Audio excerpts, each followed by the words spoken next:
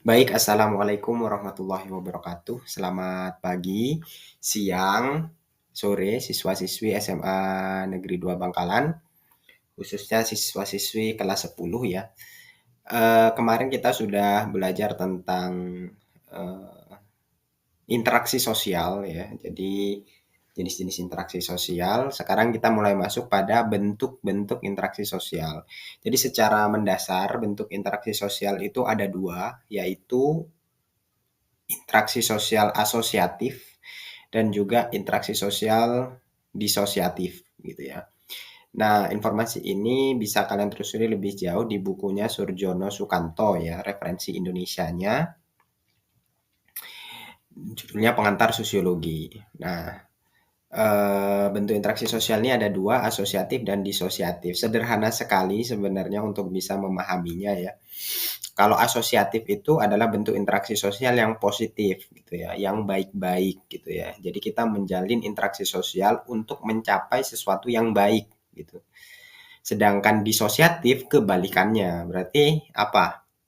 Negatif ya. Jadi interaksi sosial yang terjadi justru menghasilkan hal-hal yang negatif gitu. Jadi interaksi sosial itu kan hubungan timbal balik ya. Timbal balik tidak selalu baik, tapi ada juga yang buruk gitu ya. Nah, yang baik disebut asosiatif, yang buruk disebut disosiatif gitu ya. Atau yang menghasilkan kerugian, menghasilkan ketidaknyamanan itu disosiatif gitu. Nah, sekarang kita bahas dulu yang asosiatif. Ada berapa bentuk interaksi sosial asosiatif? Ada empat. Yang pertama ini ya kerjasama, terus akomodasi, terus asimilasi, terus akulturasi gitu ya. Jadi bentuk interaksi sosial asosiatif itu ada empat, yaitu kerjasama, akomodasi, asimilasi, dan akulturasi. Definisinya sederhana ya, seperti yang saya bilang tadi ya, asosiatif itu adalah interaksi sosial yang mengarah pada persatuan. Sedangkan disosiatif adalah interaksi sosial yang mengarah pada perpecahan. Jadi sesederhana itu saja. Jadi harusnya gampang untuk diingat gitu ya. Nah, kerjasama itu apa ya? Tidak perlu dijelaskan lebih jauh ya. Kerjasama itu ya kita bekerja bersama-sama. Jenisnya ada banyak kerjasama ya. Tapi paling tidak di sini ada 5 yang dicontohkan. Kerukunan. Jadi kalau kalian rukun, maka itu masuk dalam interaksi sosial asosiatif. Dengan pasangan kalian sedang baik-baik saja, maka kalian menjadi interaksi sosial yang asosiatif, rukun gitu ya. Terus bergaining, bergaining itu adalah menjalin kerjasama gitu ya. Jadi kita ingin menjalin kerjasama dengan orang lain. Kita diskusi rapat untuk menjalin kerjasama mengadakan event tertentu. Nah, itu bergaining namanya. Seperti misalnya OSIS mengadakan acara terus diskusi dengan sponsorship, maka itu bergaining namanya.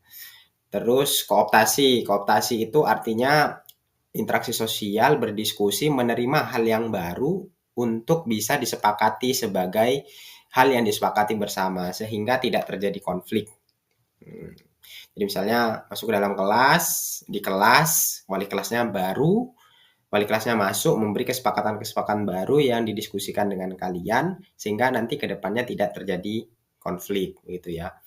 Jadi kooptasi itu mendiskusikan ya, interaksi sosial yang mendiskusikan yang di dalamnya berisi diskusi tentang hal-hal yang baru sehingga tidak terjadi konflik di masa yang akan datang.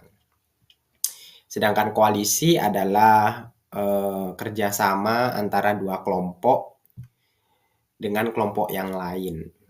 Pokok intinya kerjasama ya, kata dasarnya adalah kerjasama ya. Seperti misalnya partai politik ya, yang paling sering menggunakan diksi koalisi adalah partai politik. Jadi koalisi antara partai Gerindra dengan partai Golkar gitu-gitu ya.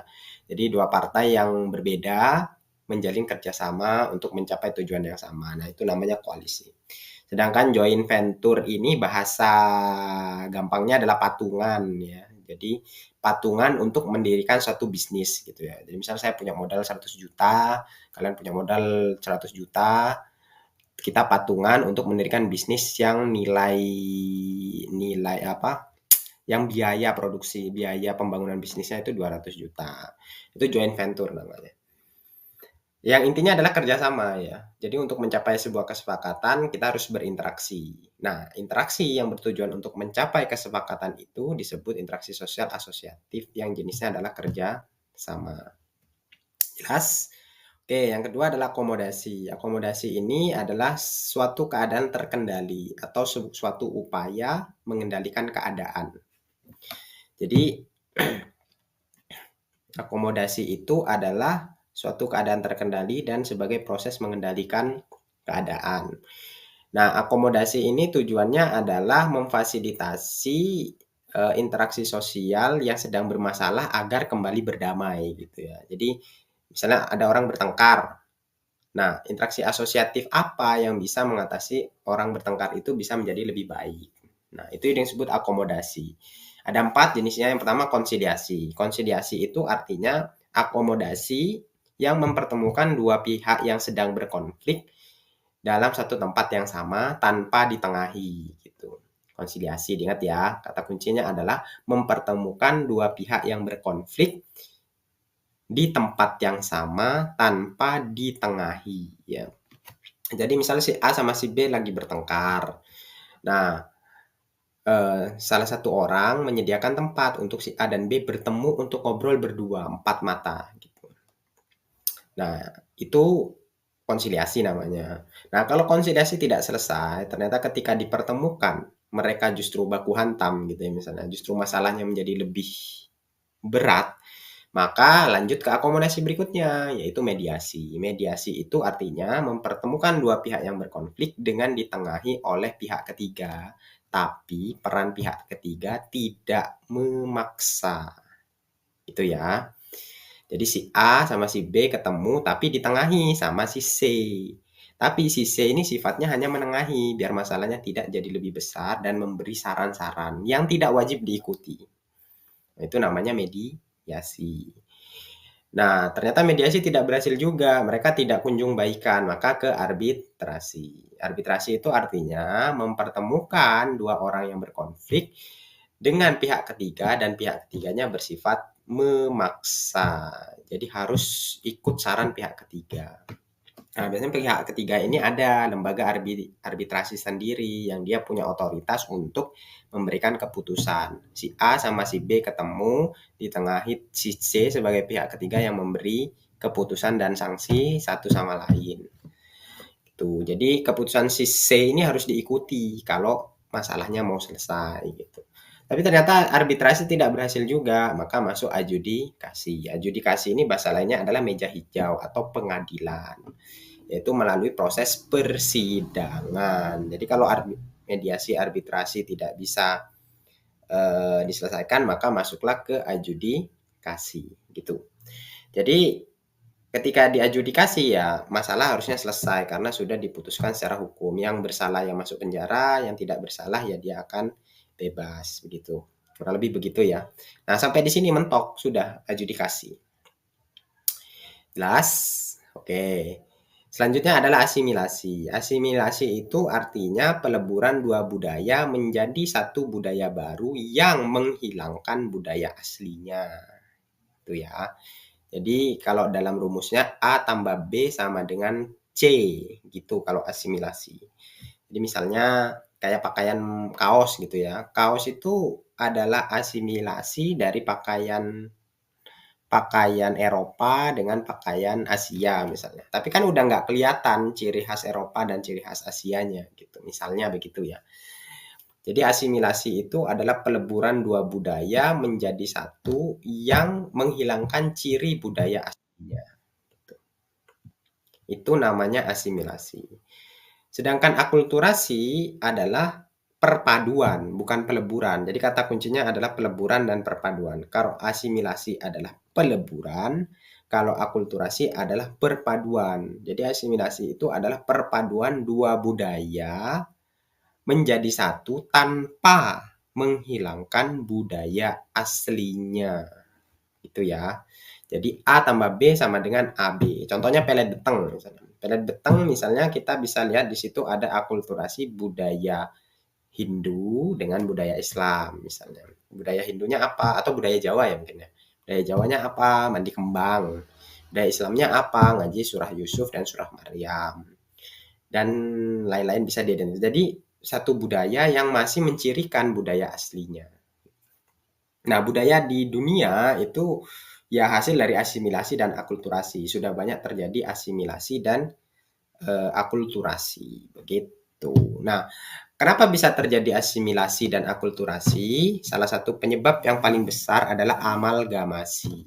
Apa itu amalgamasi? Amalgamasi adalah perkawinan campuran atau perkawinan antar etnis. Kalau dulu belum ada perkembangan teknologi, bahkan mungkin belum ada Indonesia, orang Batak yang menikah dengan orang Batak, orang Jawa menikah dengan orang Jawa, orang Sunda menikah dengan orang Sunda. Karena ada keterbatasan akses, nggak bisa kemana-mana kan, transportasi masih sulit, teknologi masih sulit, gitu. Sehingga ya menikah dengan orang terdekat gitu. Nah sekarang kan kita sudah bisa kemana-mana, orang Madura ada di mana-mana, bisa menikah dengan bule, sehingga terjadi asimilasi dengan budaya Eropa, terjadi akulturasi dengan budaya Amerika gitu ya misalnya. Jadi itulah yang menyebabkan terjadinya asimilasi dan akulturasi. Oke, jelas untuk interaksi sosial asosiatif.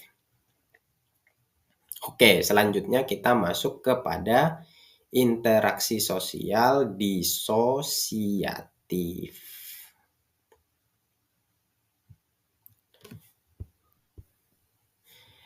Singkat saja ya, yang disosiatif ini kan tadi mengarah pada perpecahan ya, pertengkaran gitu ya. Ada 3 jenisnya, yaitu persaingan. Tapi ini bisa dibedakan ya secara dikit-dikit ya, secara beririsan. Persaingan itu artinya rival ya, rivalitas. Jadi dia berinteraksi sebagai seorang rival tapi positif gitu ya, tapi dia sehat gitu ya. Jadi masih di koridor interaksi sosial disosiatif yang sehat, yang berkompetisi secara sehat. Tapi tidak menutup kemungkinan untuk terjadi kontravensi gitu ya. Jadi tidak menutup kemungkinan bisa muncul percikan-percikan eh, interaksi yang lebih mencekam gitu ya. Misalnya rivalitas Decul dan Madridista gitu ya. Jadi sebenarnya didasarkan pada kompetisi yang sehat kan, tapi ketika ada kebencian antar supporter yang bisa menghasilkan konflik kekerasan, maka itu menjadi kontravensi gitu ya, naik. Jadi dari persaingan menjadi kontravensi gitu. Seperti bonek, Arema, Jackmania ketika dulu masih panas-panasnya begitu ya. Jadi itu persaingan yang naik level menjadi kontravensi.